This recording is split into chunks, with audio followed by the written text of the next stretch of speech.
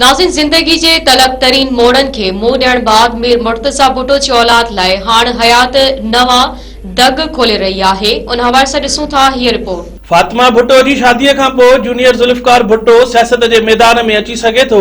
फातिमा भुट्टो जी शादीअ खां अॻु ज़ुल्फ़िकार जूनियर खां जॾहिं बि सियासत में अचण जे इरादे बाबति पुछियो वेंदो हुयो त हू वाज़े लफ़्ज़नि में चवंदो हुयो त हू सियासत में न पियो अचे।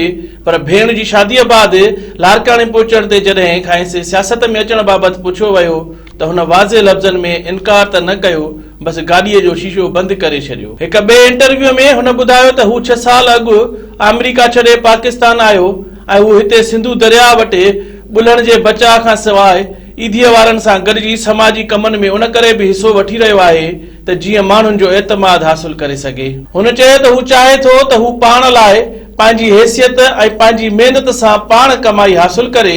हू विरसे में मिलियल का बि हैसियत वठणु नथो चाहे।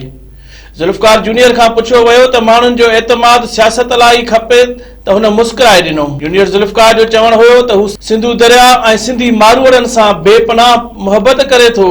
मुख़्तलिफ़ सवालनि जे जवाब में ज़ुल्फ़िकार जूनियर चयो त बिलावल मुंहिंजो कज़न आहे। बाबा असांखे उहो सेखारे वियो आहे त सियासी इख़्तिलाफ़ पंहिंजी जाइ ते, पर ॿारनि जी पाण में दोस्ती हुअणु घुर्जे। बिलावल मुंहिंजो कज़न आहे ऐं उन मुतालिक़ का बि ख़राब ॻाल्हि न चवंदुसि। हुन उहो बि चयो त पीपल्स पार्टीअ जी हुकूमत सिंध खे बर्बाद करे छॾियो आहे ऐं सिंध जी हालत तब्दील करणु चाहियां थो।